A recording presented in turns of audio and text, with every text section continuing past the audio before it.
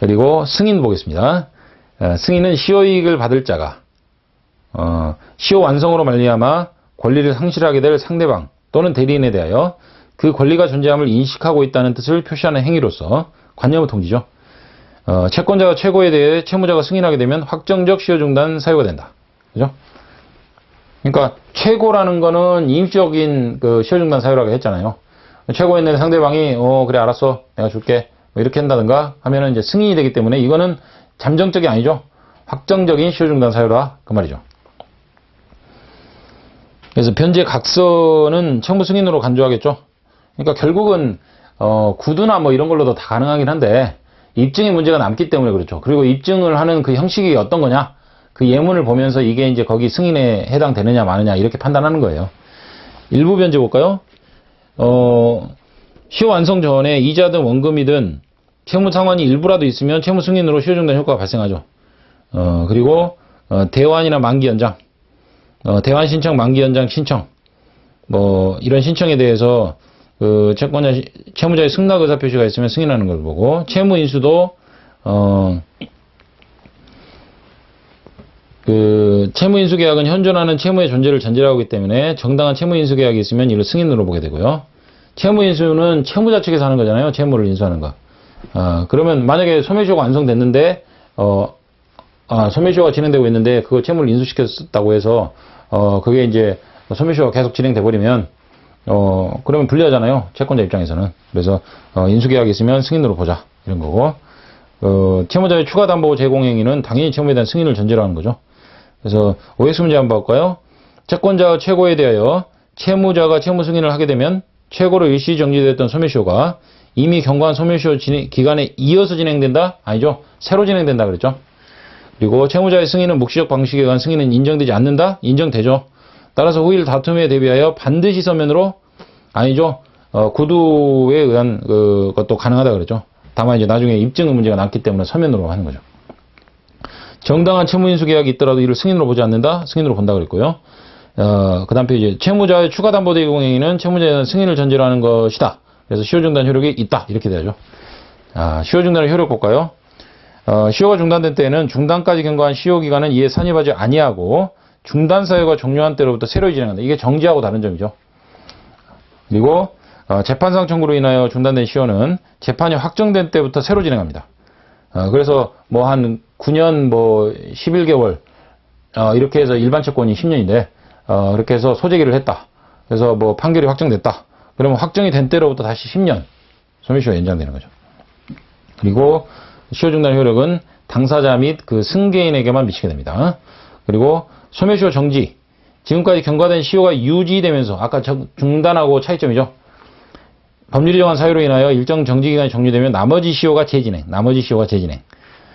그래서 여기 소멸시효 정지사에 보면은 제한 능력자를 위한 정지, 능력자가 되거나 법정 대리인이 취임한 날로부터 6개월 이내에 정지기간 되고, 또 선인관계 종료에 의한 정지, 선인관계가 종료한 날로부터 6개월, 상속재산에 관한 정지, 상속인의 확정, 관리인 선임, 파산 선고가 있는 때로부터 6개월, 천재 사변에 의한 정지, 이건 사유 종료일로부터 1개월.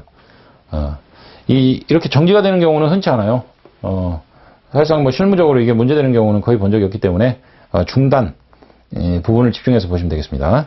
자, 소멸시효 효력 볼까요? 소멸시효 효력.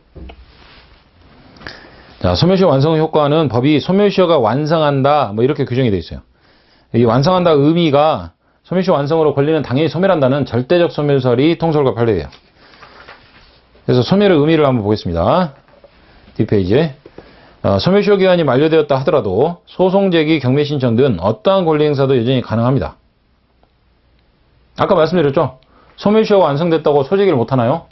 그건 아니란 말이에요. 할 수는 있어요. 할 수는 있지만 아까 같은 그런 문제가 있을 수 있다.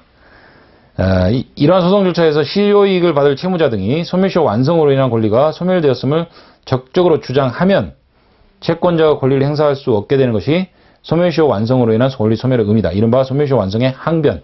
이게 그 말입니다. 이해가시죠? 그리고 시효 완성을 원용할 수 있는 자는 원칙적으로 권리 소멸에 의하여 직접 이익을 받는 자고, 직접 이익을 받는 자의 채권자도 자기 채권을 보존하기 위해서 경우에 따라 원용할 수도 있다. 채권자의 채권자. 이런 사람도 직접 이익을 받는 자의 채권자도 자기 채권을 보존하기 위해서 운영할 수도 있다는 거고. 소멸시효 완성 이후의 채무이행. 소멸시효가 완성된 거를 모르고 변제를 하는 경우도 있겠죠.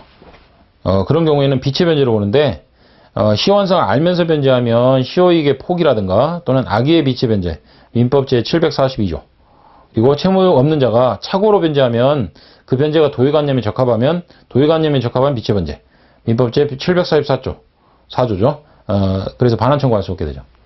그러니까 이게 원래 소멸시효가 완성됐다는 것이 뭐 법적 안정성이나 증거 산일에 대한 어떤 그 구제를 위해서 마련된 제도이기 때문에 만약에 그 소멸시효가 완성됐어도 상대방이 여기에 대해서 변제하는 걸 막을 이유는 없고 또 돌려줬다 그래서 그거를 다시 또 돌려줘야 된다? 이건 아니다 그 얘기예요. 한마디로. 그리고 종된 권리에 대한 효력 보겠습니다. 주된 권리의 소멸시효가 완성된 경우에는 종된 권리의 효력이 미친다. 주물종물 일어나고에 적용되는 거예요. 이게 이제 조문이 따로 183조에 규정이 돼 있어서 그렇지 그런 의미입니다.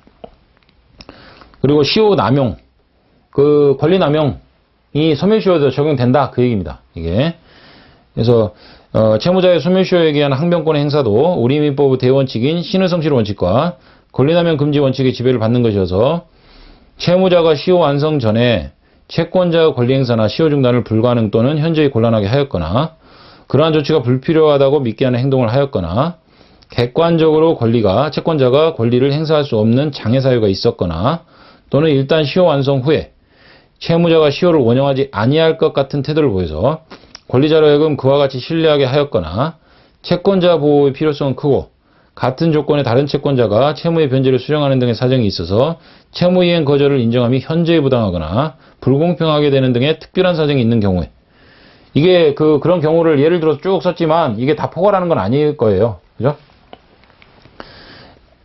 판사가 생각할 수 있는 이런 가능한 사안들을 좀 여기다 적시한 거죠. 그래서 그런 경우에는 채무자가 소멸시효 완성을 주장하는 것이 신의성실 원칙에 반하여 권리남용으로서 허용될 수 없다고 해서 소멸시효 주장에 신의 측에 의한 권리남용 법리를 적용했다. 그러면 권리남용이 되면 어떻게 돼요? 소멸시효 완성의 항변이 무효가 되는 거죠. 그죠? 그래서 항상 예외 없는 법칙은 없다고 생각하시면 되고 그래서 판사의 판단이 필요한 거예요. 안 그러면은 뭐 기계나 뭐 인공지능 뭐 이런 걸로 다 대체가 되겠죠. 근데 그걸로 다 포섭이 안 되는 경우가 있단 말이죠.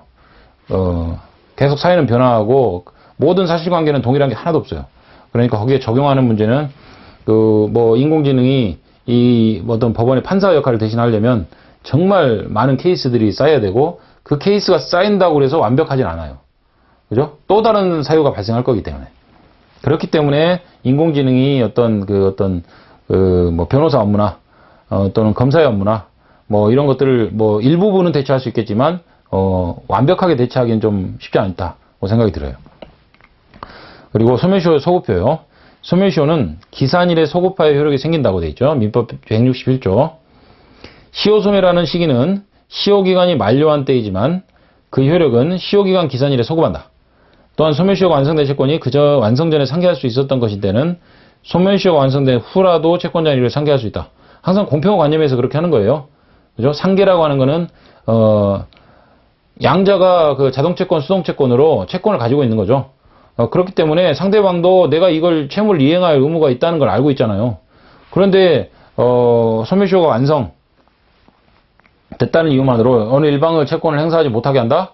그럼 너무 일방한테 불리하지 않습니까? 그렇기 때문에 소멸시효가 완성된 이후라도 그 전에 상계할 수 있었던 것이면 소멸시효가 완성된 이후에도 상계를 할 수 있도록 그렇게 규정이 된 거죠. 이건 너무나 당연한 건데 혹시 이제 소멸시효 완성에 항변을 해가지고 불분명한 상황이 벌어질까봐 이렇게 명문으로 규정해 놓은 것이죠. 그리고 소멸시효 이익의 포기요. 시효 소멸에 따라 생기는 이익을 받지 않겠다는 일방적인 의사표시이므로 상대방의 동의를 요하지 않는다. 아까 그 일부 변제, 소멸시효 완성하고 일부 변제했다. 그러면 그걸 이제 알고 포기한 걸로 볼 수 있죠. 그래서 소멸시효 이익은 시효 기간이 완성하기 전에 미리 포기하지 못한다. 그렇죠? 미리 포기할 이유도 없는데 원래 이게 또 악용될 수가 있으니까 이런 조문이 있는 거예요. 그리고 소멸시효가 완성한 이후에 시효 이익을 포기하는 것은 유효하고 소멸시효는 당사자 합의로 단축 경감할 수는 있지만 배제하거나 연장하거나 가중할 수는 없다. 이것도 그 자체로 문제가 좀 나오죠. 그래서 지문을 보면 소멸시효의 포기는 시효 소멸 전에 미리 할 수 있다? 아니죠. 뭐 할 이유도 없죠, 원래. 그리고 악용될 수 있으니까 이걸 안 되게 해놨어요. 자, 여기까지 보겠습니다.